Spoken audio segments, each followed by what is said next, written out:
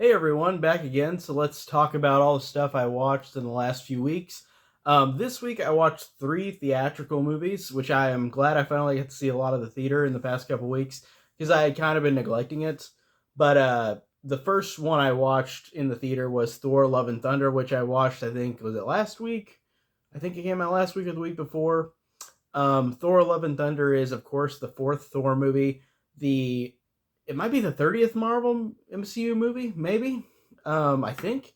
But Thor 4 brings back Jane Foster, and Thor and Jane have a kind of rekindling while she becomes basically the same as Thor, and they've got this really good connection with each other. And the thing I liked about Thor: Love and Thunder is that it really fills in the gaps with what happened with Thor and Jane Foster between uh, Thor: The Dark World and Thor: Ragnarok, because she was obviously not in the other ones after Thor: The Dark World, and I know that was Natalie Portman just saying that she was done with the Marvel movies for a while.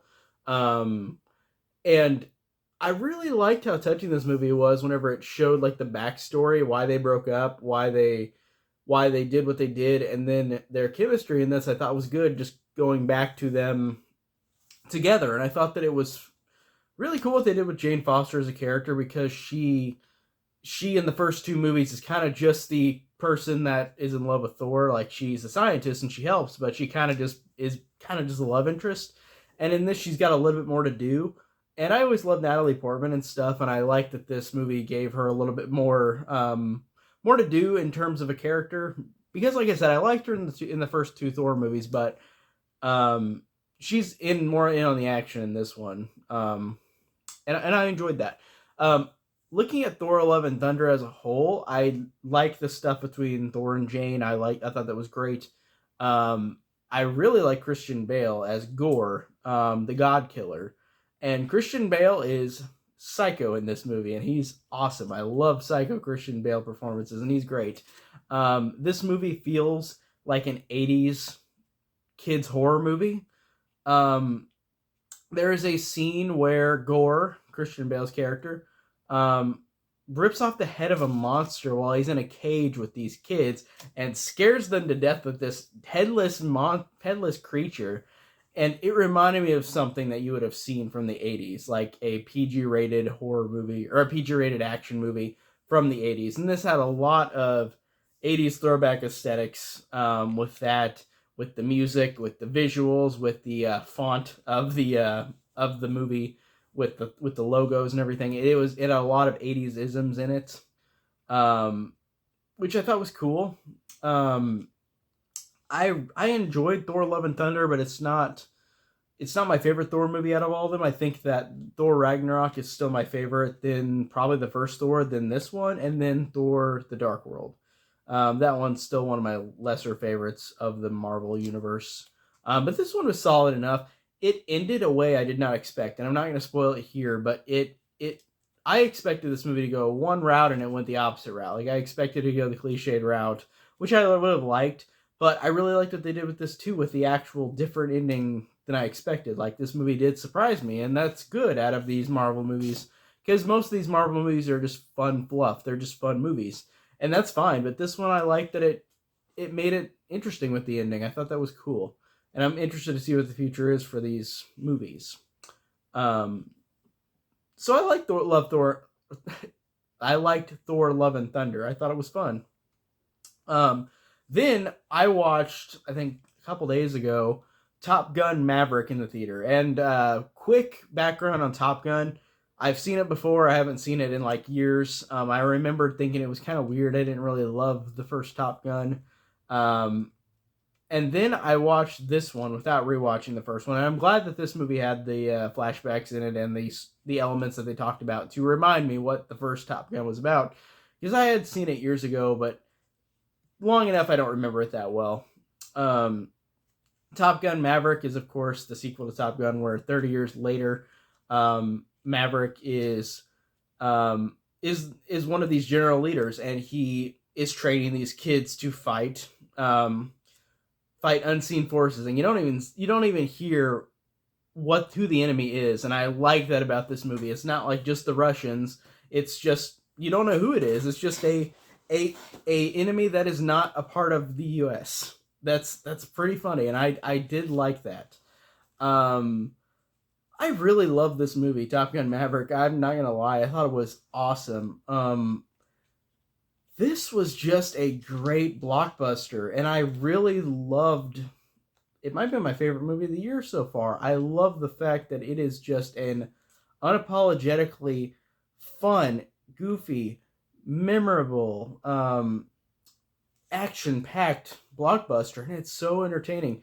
I love that Tom Cruise hasn't skipped a beat in all these years since the first Top Gun. And like I said, I don't remember the first Top Gun that well, but I think he was fine in the first one, but I don't remember it that well, like I said. But I love Tom Cruise as an actor. Collateral, yes, and Mission Impossible, yes. I think he's a great action star, and this one is definitely just as awesome as usual. Jennifer Connelly's also in this, who's great. I like seeing her back. I haven't seen her in movies in a while.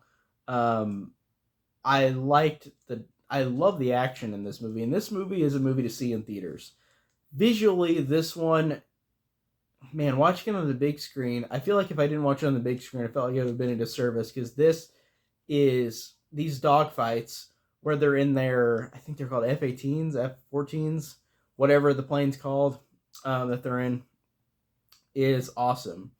They are, it is scary, the fact that people do this in real life, in my opinion. Like, some people are like fearless and do this all the time, but I've never done it. And the fact, watching the point of view of them through this movie in the air is really, really awesome. And it's not CG. It is these literal people in the air, the Air Force people in the air doing this stuff. And I love that.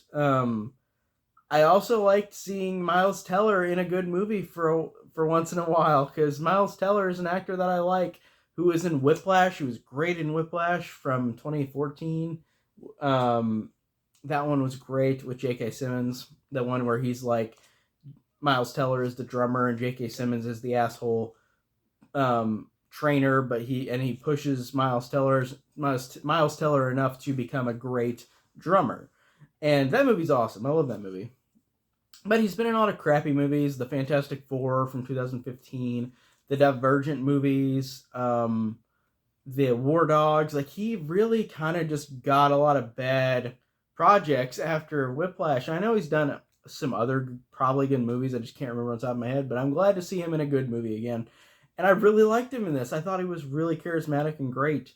I love seeing Val Kilmer back. I loved, too, this is not really spoilers, but I love the fact that this movie connected to Val Kilmer in real life, because Val Kilmer right now has had throat cancer. He cannot speak, and this movie connects it to that, where he can barely speak. And the fact that Val Kilmer speaks in this movie, and it is from an AI audio machine that they made for this movie, they made up audio of him speaking in other movies, and mixed it all together, and it felt legit, like, of him actually speaking. And it's just so great what we can do with technology. That's insane, seeing Val Kilmer, who can't speak anymore, and now he can speak in this movie. Of course, he's not really speaking, but I love that. I just thought this movie was fantastic. I loved it. It was so great. It kind of makes me want to rewatch the first Top Gun. I don't know if I will, but I kind of want to watch it again, because I want to see how I felt about it.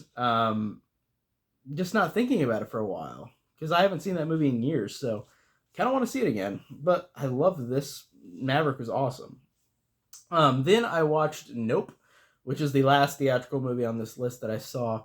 Nope, I watched today, right before I recorded this. It is the newest Jordan Peele movie after Us and Get Out, and it is about a group of horse wranglers in California, and they are in this gulch, and they find a UFO that's going and sucking people up. And that is the plot. It is basically just that. And this movie, I thought by the trailers, would just be a horror movie, but it is a horror sci-fi comedy kind of Western. And I know Get Out and Us had comedy in it. Get Out was kind of like this horror mystery as well as Us, but this one is really a sci-fi horror. And I it was so weird watching this movie because I didn't know what to think at first because I was really taken aback by how different the movie was in terms of his last two movies and what we've given expectations to, because this movie is not like the other two movies. And it's weird because I did like this movie. I just don't know. I don't think I think I liked it the least out of the three, at least on this first watch. I'll probably watch it again, but I feel like I just liked it the least. Um, really liked Daniel Kaluuya and Kiki Williams, or no, Kiki Palmer, sorry, and the other actors were all great as well. But it is a really well acted movie. These actors are all really great. Daniel Kaluuya is just basically a quiet guy who just says words occasionally, but it's hilarious in how he is so just just dry about everything, and I think that that worked. I thought Kiki Palmer was good as this kind of over the top, where like she's the one who makes the she's the one who makes the sly comments. She's the one who says the silly stuff. Compared to Daniel Kaluuya, because they're both brother and sister in this movie, and I like that they both fit well together. And I really liked all the other actors, and I don't know the names of the other actors, but they're all really good. This movie, though, I need to look up what is up with. I can't spoil it here, but what is up with this element in the movie that happens throughout the movie and then it's kind of forgotten towards the third act, and I'm like, what? That's weird. I don't know why it's just gone, but okay. It was weird. I don't know where they were going with that plot, and I can't say it here because I don't want to spoil it, but it's very different. And I thought it was weird too because a lot of those creepy images you see in the trailer are in the movie, but I feel like they were made just for the trailer because they really don't give that much importance in the movie besides a couple creepy visuals. Like, that's weird about this movie. Like, I liked it, but it just kind of, it felt like they were trying to just make those creepy images for the trailer because they don't really make a giant impact in the movie. Um, but I liked that too as well. Like, I still thought it was creepy, but it's weird. It's not as well written as the other two in terms of like there's an element that just is wiped away towards the third act, and I'm like, I don't understand, and maybe I'm just stupid, maybe I just don't get it, but I just didn't understand where this plot element went. Like, I just thought it was weird that it's gone. Um, I felt like I know it's trying to be a B movie, but it just kind of came off weird. But I still enjoyed it. I still thought it was a solid movie. It just wasn't like I didn't like it as much as the other two, but I thought it was good. Um, there was a guy, whenever the movie ended, a guy who hated the movie said to everybody, "Hey, was this movie good?" "Nope." Haha, funny. He said that out loud in front of everybody. But yeah, nope. Nope, but that was solid. I didn't love it, but I didn't dislike it either. I thought it was fine. Then these are the Joe Bob Briggs episodes I watched this week. Last Drive-In, The Freak Maker, which stars Donald Pleasance from the 60s, maybe the early 70s, where Donald Pleasance is a crazy doctor who creates life. And that's pretty much it. It's pretty slow. It's fine. Donald Pleasance is good, but I don't really know what else to say about The Freak Maker. It's also got a different title too, so if I'm probably saying the wrong title for a lot of people who know what the movie is, but I think it's called The Mutations is the other title. That's one of those movies where, of course, had multiple titles. Then I watched Head of the Family, which is a full moon movie about a person with a giant head who controls all these cronies that he's got. And this one surprised me because I've watched some full moon movies recently that have been really shitty. And I'm going to mention another one later, but I really thought that Head of the Family was solid. And it's hard to say that with a couple of other movies I watched recently from Full Moon. I thought it was entertaining. I thought the jokes landed really well with Head of the Family. I thought visually it was cool. I thought it looked theatrical. It looked like a movie as opposed to the other ones I watched. But Head of the Family I thought was fun. There's not really much else I can say about that. The other full moon movie that I watched was Dangerous Worry Dolls, which is about a woman in prison who gets these little dolls the size of like a bean. They're like bean sized, and while she's sleeping, they go inside her ears, and then she gets like this pus, or not pus, this like zit that like has the creatures in it, and they kill people because they're possessing her, and it is so bad. It is one of the worst full moon movies I've seen. Dangerous Worry Dolls, couldn't stand it. But then I watched Nightbreed again, which is the Last Drive-In episode again, the director's cut of Nightbreed. I have not seen the theatrical cut. This is, of course, Clive Barker's film from 1990, based on a book, which I've not read. Nightbreed, I feel so bad to say this, but I really don't like Nightbreed. Watching it a second time, I just watched this movie in awe, like in how I was so uninterested in it. It is a great visual movie. It's got a great score, but it's just such a thinly veiled movie with the story, with the characters, and there's a lot of random things that happen where I'm like, I don't get where this is coming from. Watching Nightbreed, like, it's written very weird, it's edited weird, and I'm watching the director's cut, which people say corrects a lot of those mistakes from the theatrical cut, which is shorter. And the theatrical cut, I guess, was marketed as a slasher, and this movie really isn't a slasher. It does have a couple of kills in it, for like a couple scenes that feel like are there in a slasher movie, but it's not a full slasher movie. It is a fantasy horror, with visuals like Hellraiser, which are good visuals, but it just is so hollow to me. It's not interesting. I don't give a shit watching these characters in this movie, unfortunately. And I hate to say that because I feel like that's a disservice to all the work they did, because this movie got so much crap. It was a bomb in theaters. It made Clive Barker really depressed. It took a long time until, like, I forgot what year Joe Bob said it was, but it took a long time until they could actually get the director's cut. Oh, the Shout Factory, Scream Factory release was 2014, so I guess they had it done by 2014, the director's cut of Nightbreed. But that is a full 14 years, or no, 24 years since it was initially released. So that's a great giant feat. But Nightbreed, I'm not a fan of, unfortunately. But I do like other Clive Barker stuff, like Hellraiser, Midnight Meat Train, those movies. Awesome. Then I watched Stop or My Mom Will Shoot, which is a Sylvester Stallone, Estelle Getty movie where Sylvester Stallone is this hard-edged cop, and his mom treats him like a baby, and he's a full-grown adult, and the mom helps him kick bad guys' asses. I never saw this movie before. I was fascinated by the plot because it sounded so bad I had to watch it, and yeah, it was bad. It wasn't unwatchable. It was still interesting. Like, I was still interested in watching these characters, even though how badly they were done. Like, it is goofy as can be. It's one of those movies where all these action stars in the 90s get these weird-ass movies like Arnold Schwarzenegger in Junior, where he becomes pregnant. A guy becomes pregnant, Arnold Schwarzenegger becomes pregnant. Like, that kind of thing.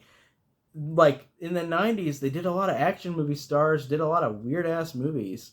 I don't get it, why that was such a thing, but this movie wasn't the worst thing ever. It was bad, but it wasn't unwatchable. I could honestly watch it again. I didn't think it was, like, that bad to watch. Like, I didn't think it was unwatchable. It just wasn't a good movie. Then the last Joe Bob Briggs episode I watched was Habit, which is a movie from the 90s, which I didn't realize was made also in the 80s, but remade in the 90s by the same director, Larry Fassbender, whatever.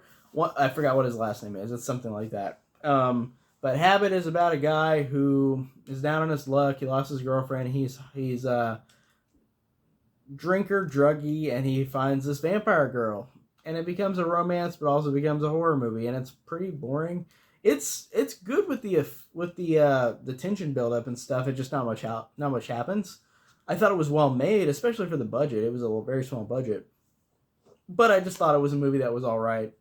And then I rewatched Scream 2022 again, which I'm not going to talk about anymore. I've talked about that movie so many times, but I just love that movie. That's the most watched movie I watched from last year, besides Spider-Man No Way Home. Love Scream 5. And also because of the Scream 6 news that we're getting, that's the reason why I started to watch Scream 5 again, because I'm so excited for Scream 6. I'm so excited that Hayden Panettiere is back. I'm so excited that most of the main cast, besides Neve Campbell, maybe are back in the movie. And the Neve Campbell thing, if anybody didn't know, she said that she's not in Scream 6 because of the offer she was given her was not enough for the franchise that she has given for, is what her words were. But then people said that she might be in the movie, and there's like an alleged leak, but maybe not. Who knows? They're not going to tell the truth until it happens. It's just like Andrew Garfield in No Way Home. They were asking him throughout before the movie came out, all these interviewers, are you in Spider-Man? And he's like, no, I'm not. But he was obviously in the movie. So Neve Campbell might be in the movie. She might not be. That's the surprise. We'll see. If not, they got big shoes to fill in terms of characters. I did like the new characters a lot in Scream 5. But without Sydney, they did a great job with the new characters in Scream 5, but in Scream 6 now, they really got to focus on them because Sydney's not going to be there. Gail's going to be there. Courtney Cox, of course. Like I said, Hayden Panettiere, fuck yeah, awesome.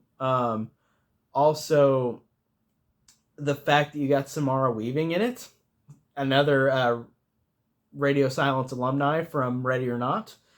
Fuck yeah, love Samara Weaving. She's fantastic in The Babysitter. She's great. Can't wait to see her in Scream 6.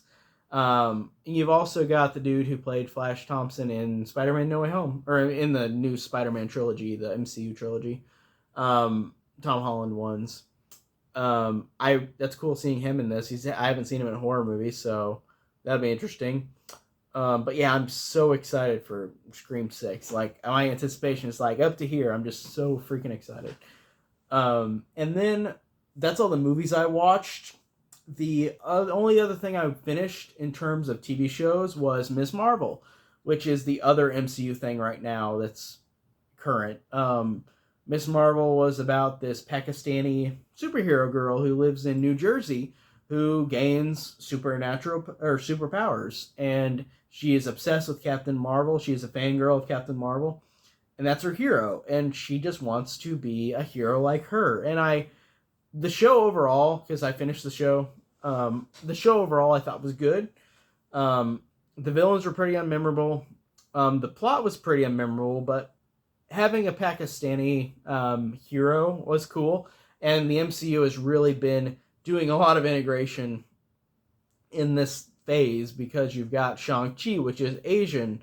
You've got Moon Knight, which is Egyptian. You've got, I don't know about Eternals, but you've got all these different, like, kind of ethnicities into the MCU, and I think that's cool. They're universally trying to do all this stuff, which I think is interesting.